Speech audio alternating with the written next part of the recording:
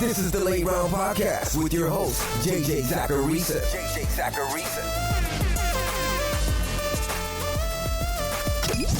What's up, everyone? It's JJ Zacharisa, the editor-in-chief at FanDuel and at numberfire.com, and this is episode 397 of the Late Round Podcast, one of the many shows that are part of the FanDuel Podcast Network.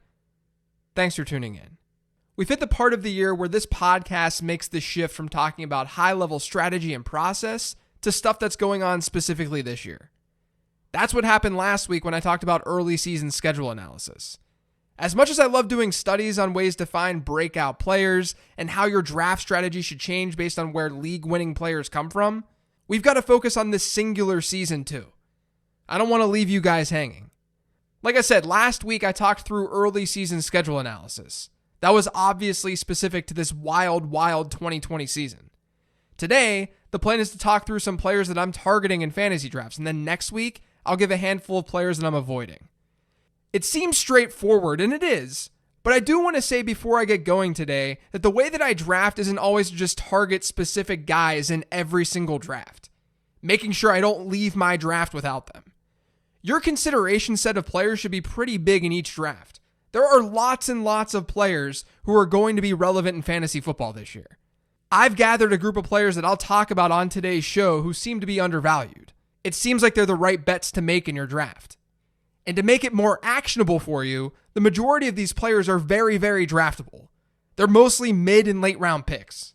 That means they have a higher likelihood to bust, sure. But my plan is to be detailed and thoughtful with how I'm breaking down each of these players so that you can understand where I'm coming from with each recommendation. So yes, this is a very simple episode. In the end, it's a draft these players kind of show. But I don't want to give you a list of guys and just log out. I want to explain it all so that you can understand the why. And you can take that why and attribute the process to other players that you might be wanting to draft. Now, before getting to those players, I want to send another reminder that NumberFire is rolling out a new premium package for just $9.99 per month that will provide you with all the sports betting and daily fantasy tools that you need year-round. What used to be up to $49.99 a month is now just $9.99. And a lot of your favorite tools and expert analysis is now free, including NumberFire's Draft Kit, which inside you can get rankings from yours truly. So head to numberfire.com and check it out. So just so everyone knows, I wrote up these players to target over on NumberFire last week. So you can get this list on there if you want. But since you're listening to the podcast, I'm going to throw out some additional names that didn't make that article. But the first player who was in the article, who I think is a good late round quarterback target this year, is Jared Goff.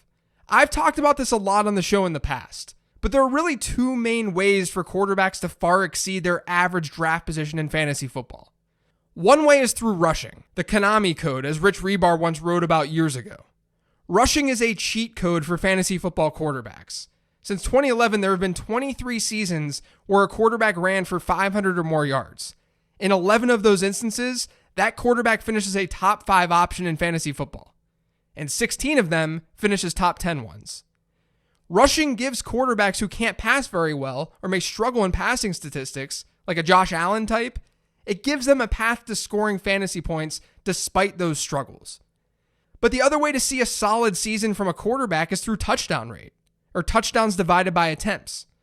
Since 2011, we've had 27 instances where a quarterback was a top 5 option while rushing for fewer than 300 yards. So those quarterbacks were scoring points largely with their arm.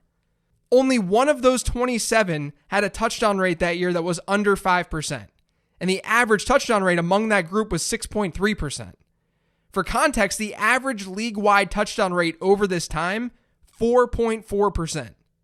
So with Jared Goff, we're clearly banking on a player who would secure a higher touchdown rate because he's not going to give you that much juice with his legs. And I do think that Goff has the right kind of touchdown rate upside. During his first 2 years with Sean McVay, Goff had a touchdown rate of 5.9% and 5.7%. He finishes a QB1 in each of those seasons in points per game. Then last year happened, where his touchdown rate was just 3.5%. That's likely to regress. Not only is that below his average, but the Rams had the second lowest pass-to-rush touchdown ratio last year. And that's a number that tends to regress at the team level year over year. I talked about that on episode 387. I'm also intrigued by the fact that Goff has multiple pass catchers being drafted fairly early in fantasy drafts this year.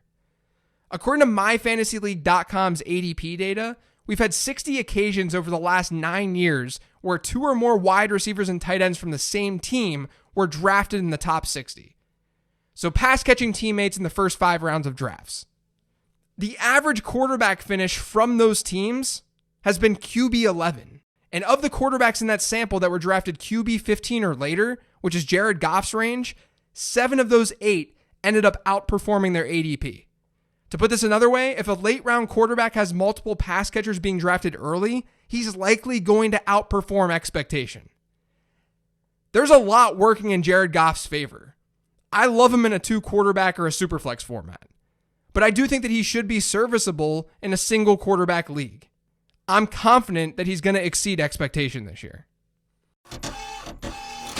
Another quarterback to target is Jimmy Garoppolo. I kind of gave this away last week on the early season schedule analysis episode, but Garoppolo is a great target for anyone looking to stream the position this year. Not only are the 49ers likely to regress positively because teams that run as much as they did last year almost always pass more the following year, but the opening schedule is amazing. The 49ers get Arizona in week 1, followed by the Jets, Giants, Eagles, and Dolphins. Pro Football Focus ranks those teams' secondaries all outside the top 10, and the Jets and Giants are in the bottom 6. FanDuel Sportsbook already has the 49ers as 8.5-point favorites in their week 1 game against Arizona, and that game has a 46.5-point over-under. Garoppolo has some upside just naturally this year with the 49ers potentially throwing the ball more and him having another season in that offense. But at the very least, he'll be a good streamer to start the year. The other thing to keep in mind here, though, and this is not part of my article on NumberFire, but if Cam Newton's ADP doesn't rise anymore, I think he's a very, very good target. We should be shooting for upside with our late round quarterback picks, and Cam obviously has that. He's played 8 seasons with 14 or more games played. In those 8 seasons, he's finished as a top 5 quarterback 5 different times. And he gets Miami in week 1, so he could get off to a nice start. So I would argue strongly that Cam Newton is the ideal late round quarterback this year if his ADP holds. I sort of alluded to this on the mailbag episode that dropped soon after he signed with New England. But if Cam's ADP rises or you just don't want to take on the risk, you could easily pivot to Jimmy Garoppolo. The only early round pick that I wrote up and I'm going to talk about today is Miles Sanders.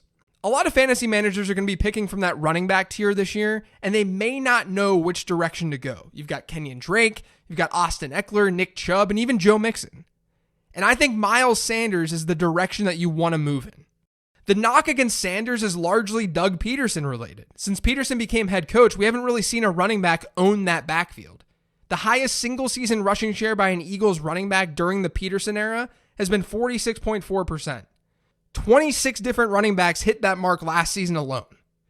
And that's the team's highest share under Doug Peterson. But it's no coincidence that Miles Sanders was the guy to get to that mark. It's not like Philadelphia has had good running backs under Peterson. The leading rusher during this era is Wendell Smallwood. We saw what Sanders is capable of last year when Jordan Howard was out. In 7 games without Howard, his running back rush share rose to about 67%. And his target share per game was 12.2%. That's almost double the running back rush share that he had with Jordan Howard healthy, and the target share per game rose by about 3 percentage points. Sanders ended up averaging 17.2 PPR points per game without Jordan Howard. It was 10.9 with him. You may say that this is the result of a lack of alternatives in the Eagles' offense, but what did they do to change that? It's not like they invested in the running back position this offseason. The fact is, Miles Sanders has a direct path to be a workhorse running back. Push aside the Peterson narrative. A lot of coaching data like that is driven by personnel. And Peterson hasn't had a running back like Miles Sanders. At worst, Sanders is a committee back who has a good shot to at least match expectation. At best, he jumps into the tier of workhorse backs, of the true workhorse guys. And with the Eagles having a 9.5 win total this year, that means a lot of positive game scripts, and that should help Sanders tremendously. I talked about Darrell Henderson on the Mailbag show last week, and I said that I'd talk about him on this episode, and here we are. I think Darrell Henderson is the right type of running back to target this year. And this is me after talking down on the type of season that he had as a rookie, since bad rookie seasons shouldn't give us a lot of hope for what's to come for players in fantasy football. Episode 343 from earlier this offseason covered that. But here's why I like Darrell Henderson despite that fact. And despite the fact that the Rams drafted a running back who I like a lot in Cam Akers with a day 2 pick this year. Henderson is just way too cheap right now given the things that are actually in his favor. Because there are things in his favor. First off, we don't know for sure what this Rams backfield is going to look like and how the touches are going to be split. I do think Cam Akers is the best bet to lead that backfield. And please don't take my recommendation to draft Darrell Henderson as one to avoid Cam Akers. I wouldn't draft them on the same team, but I think having exposure to Akers makes some sense too. But Sean McVay has already hinted at sort of a hot hand approach to that backfield. Whether that comes to fruition or not, who knows, but he has said it. But if your argument for Akers getting a whole lot of touches has to do with draft capital, I'm not sure that holds a ton of weight because Darrell Henderson was a day 2 pick last year. And the Rams traded up to get him, and he didn't do anything. If the argument is that Cam Akers is a lot better, I can't argue against that. I think Akers is a better running back than Darrell Henderson too. But I'm looking at this with a probability lens. There's a massive cost difference between Akers and Henderson. There's no significant opportunity cost when you take Henderson, but there is with Cam Akers. It's easy to just say, just get Cam Akers, he's better. But you can't just do that while ignoring cost. Not only that, but you might remember that in the breakout running back study from this offseason, one of the things that was pretty glaring was that breakout running backs usually come from ambiguous backfields. The starters of the breakout running backs that we've seen over the last decade, the starters entering the season were usually being drafted at the end of round 5 and into round 6. So breakout running backs that were being drafted in round 11, round 12, round 13, the starting running back on those players' teams, they weren't being drafted very high. That's basically what we're seeing with the Rams.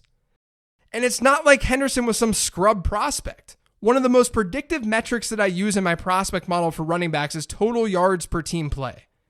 Over the last 2 years, the only player with a better mark in that category than Darrell Henderson is from Jonathan Taylor. And the Rams in general have a pretty good offense to invest in. They weren't as good offensively last year, but since Sean McVay became head coach, only the Saints and the Chiefs have scored more touchdowns than the Rams. Again, I can't stress this enough. I'm not drafting Darrell Henderson above Cam Akers. I'm merely pointing out that this could go in a lot of different directions. And the market is probably being a little bit too harsh on Darrell Henderson. It's no secret that I thought that Keyshawn Vaughn was a very solid prospect. When he went to Tampa Bay in the 3rd round, his value was sky high. But things have gotten a lot worse since then. There have been reports about Ronald Jones still being the main starter. Then Vaughn was placed on the COVID-19 list, which means that he'll see even fewer reps than normal during this pandemic preseason. And then this past week, the Bucs went out and they signed LaShawn McCoy. I'm fully expecting Keyshawn Vaughn to have a very low ADP. BestBall10s.com had his ADP in the 80s back when he was drafted. And then that dropped over the last couple of months to 110. And now with the LaShawn McCoy signing, it's probably going to drop even more. But I think he's the right type of risk-reward bet to make. I don't think the likelihood of him being an RB1 this year is like exceptionally high. But that's the case for anyone being drafted late. I just think that he's the best bet among those players.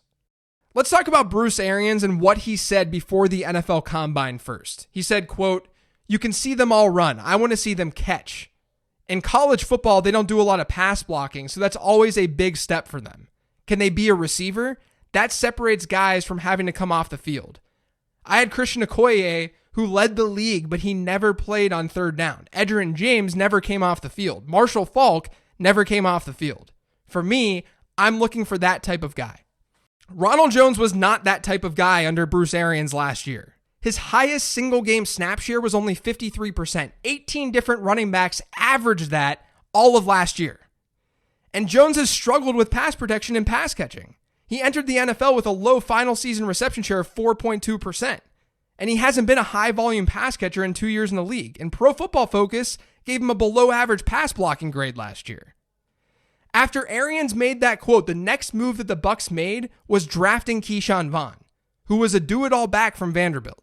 Vaughn averaged 1.75 total yards per team play last year. That was well above this year's draft class average. And he ranked 2nd in the class in final season touchdown share and final season reception share. He has the ability to play that pass catching role in the Bucs offense. Meanwhile, Tom Brady, the Bucs' new quarterback, he's targeted the running back position a lot over the last handful of years. The last time the Patriots ranked outside the top 8 in running back target share was 2014. And look, maybe that work goes to Ronald Jones or LaShawn McCoy or even Dare Ogunbowale. That's totally possible. But I don't think it's crazy to think that Keyshawn Vaughn could grow into that role. Maybe it doesn't happen right away, but he's got the right skill set. I'm basically at the point where I think any of the Buccaneers running backs are worth drafting if you're playing in a bunch of different leagues. That includes LaShawn McCoy. Don't write off McCoy given the exact same quote and logic that I just talked about. I still have things ranked as Jones, then Vaughn, and then McCoy, just to be clear. And you know, it's funny. I sent this tweet out after McCoy signed with the Buccaneers this past week because the parallels are just really weird. But in 2015, Bruce Arians' Cardinals signed veteran Chris Johnson after drafting 23-year-old David Johnson in the 3rd round. And David Johnson was looking to replace a speedy back in Andre Ellington. Now fast forward 5 years to today. And Bruce Arians' Buccaneers signed veteran LaShawn McCoy after drafting 23-year-old Keyshawn Vaughn in the 3rd round. And Vaughn was looking to replace a speedy back in Ronald Jones. It doesn't really mean anything aside from the fact that it's funny and interesting. But don't forget that David Johnson ended up crushing it down the stretch during his rookie year when he finally got his opportunity. I've been into Deontay Johnson all offseason, so of course I'm buying into the hype. Johnson had a 19% target share last year, which was 4th best among all rookie wideouts. Only DK Metcalf, Terry McLaurin, and A.J. Brown had a higher target share. He also led all rookie wideouts in receptions. And that was with really crappy quarterbacks, like really crappy quarterbacks. Now Ben Roethlisberger's back. During the 4 years prior to last season, the Steelers ranked in the top 10 in every single year in neutral script pass to rush attempt ratio. They were consistently one of the most pass-friendly teams in the league with Ben Roethlisberger. Maybe we don't see as much of a pass-heavy offense this year given Roethlisberger's coming off that injury, and the Steelers have a good defense, so there could be more positive game scripts. But regardless, the team's single-season low in pass attempts since 2012 is 574. That resulted in 563 targeted attempts. If Deontay Johnson just maintains his target share from last year, his rookie season, on 563 targeted attempts, he'd see 107 targets. Of all top 12 wide receiver seasons since 2011, all but one has seen 100 or more targets. So over 99% of seasons since then have had 100 or more targets. It's a necessary number to hit to really have a lot of upside. Maybe you think that he can't get there because of Juju Smith-Schuster now being healthy. Well, of the rookie wideouts since 2011 who had a target share at or above 15% during their rookie seasons, 77% of them ended up increasing their per-game target shares in year 2. And that number is slightly better among rookie wideouts with a share as high as Deontay Johnson's. And then there's obviously upside here too. Is it that crazy to think that Johnson, after doing what he did as a rookie, ends up seeing a 22, 23, or 24% target share? Because if that happens, he's then all of a sudden a top 15 or 20 wide receiver in targets. I've got to also add that he fits the criteria well for being a breakout wide receiver. In my study, which you can hear more about in episode 383, but in the study that I did on finding breakout wide receivers, one of the key indicators was that second-year wide receivers tend to break out at a more intense rate than other ages. So basically, what we're looking at with Johnson is that he's a second-year wide receiver coming off a pretty great rookie year with bad quarterback play. Now the quarterback play is getting better, and it's on a team that's consistently ranked favorably in passing volume over the last 7 or 8 years. And considering what's around him competition-wise, Johnson could easily walk into a higher target share. I think Johnson meets expectation by just seeing what he saw last season as a rookie. We should project him for that. But the upside is there, which is why I want him on my fantasy teams. Another second-year wide receiver that I'm buying into is Marquise Brown. He wasn't totally healthy last year, but he still saw about 17% of Baltimore's targets in 14 games. He scored 7 times on 46 catches. The Ravens should end up throwing more this year. Of the 10 teams with a pass-to-rush attempt ratio at 0.9 or lower over the last 9 seasons, and for the record, Baltimore was at 0.74 last year. That was the lowest rate within this time frame. But of the 10 teams, all of them ended up throwing more the following season, with the average increase at 0.22. The Ravens only ran 21.6% of their plays while trailing last year. That was by far the lowest rate in the league. That's bound to regress in 2020. Now, going back to what I just said about Deontay Johnson, We really want a path to 100 targets for our wide receivers. Can Brown get there in an offense like this? Is it really possible? Well, my projections have the Ravens for 467 targeted attempts. If Marquise Brown gets to a 21% target share, he'll get there.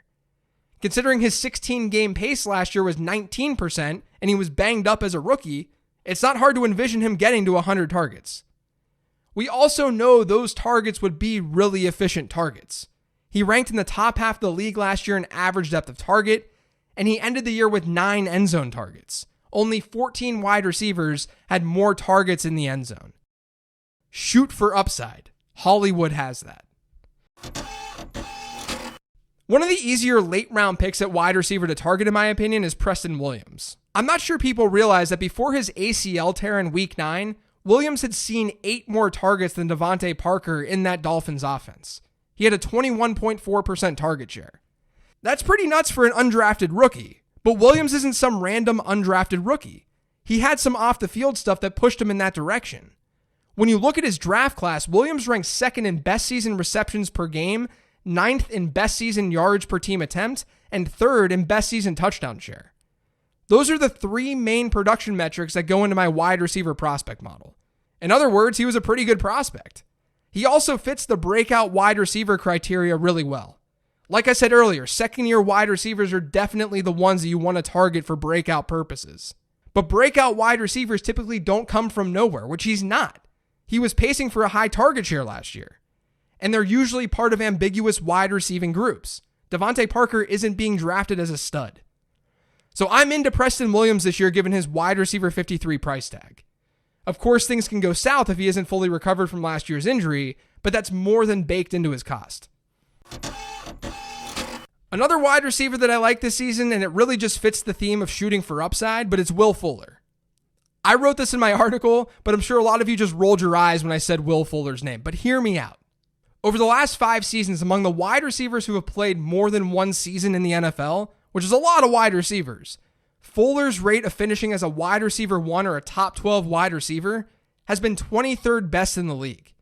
Legitimate studs are ranked ahead of Will Fuller on that list, like Antonio Brown, Steve Smith, Jordy Nelson, and players like Amari Cooper and T.Y. Hilton are ranked behind him.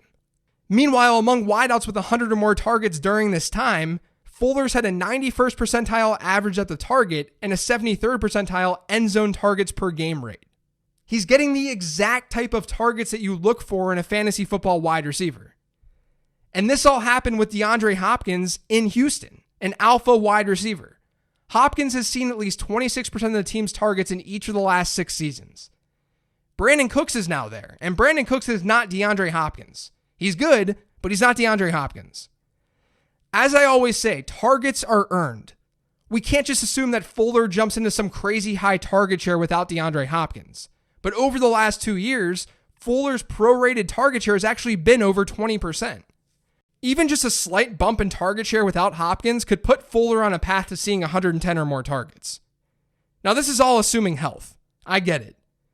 Imagine a world, though, where we didn't have those question marks around Will Fuller. Where do you think he would be drafted this year? A full round earlier, maybe 2 rounds earlier? It's not like you're taking a 0 in your lineup when Will Fuller misses time. When he's healthy, he's giving you a really strong top 12 rate. He's risky, but his price is already showing that. He's worth it this year.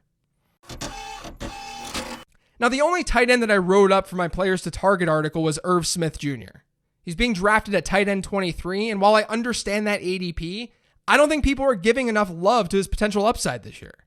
Last season as a rookie tight end, and we know that it's tough to transition into the league as a tight end, but as a rookie tight end, he basically produced just like teammate Kyle Rudolph. He ran just 33 fewer routes, and he had nearly the same number of targets.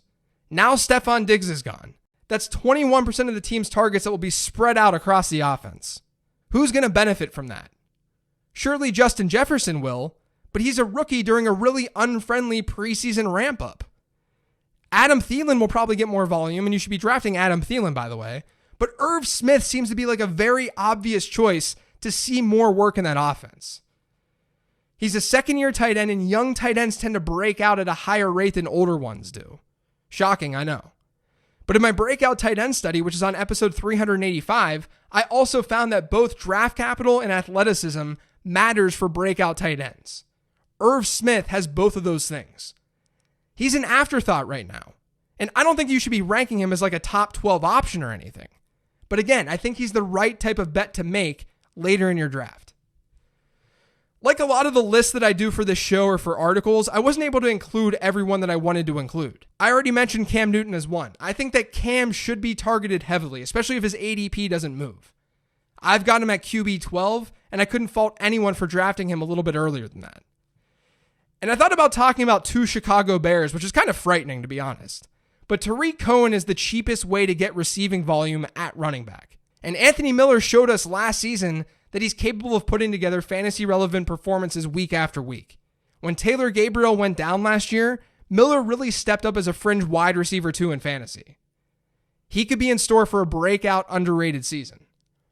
But like I said at the top, I like a lot of players. Because I didn't mention Kenyon Drake on this show doesn't mean I wouldn't draft Kenyon Drake. I think Drake is a great second-round pick. Or just because I didn't say Tyler Lockett or Terry McLaurin or TJ Hawkinson's names doesn't mean I don't want them. I want them. I would love to have them on my teams this year. The point of today was to get you focused on some players to target, sure. But it was also to see some of the things that I look for when I'm targeting specific players. Hopefully the why was able to help you out. That's going to do it for today's show, though. Thanks to all of you for listening. If you've yet subscribed to the Late Round Podcast, make sure you are by searching for it pretty much anywhere podcasts can be found. And don't forget to follow me on Twitter at LateRoundQB. Thanks, everyone. I'll catch you later in the week.